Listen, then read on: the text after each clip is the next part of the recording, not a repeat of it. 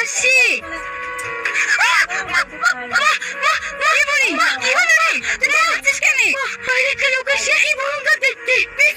কি আমাকে ভুল বলছো? চলো তুমি দেখি কে এসছে। না না আমি যাবো না, তোমরা যাও।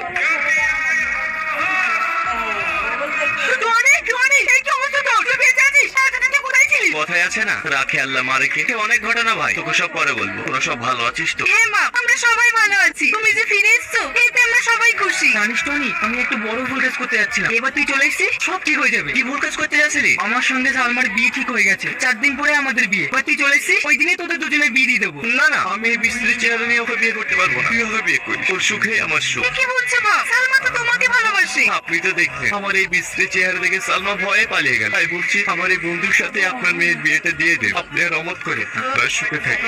কোনো কিন্তু না, আমি সালমার মুখে হাসি দেখতে চাই, ওকে খুশি দেখতে চাই। আর বিয়েটা দিয়ে আমি এখান থেকে চলে যাবো।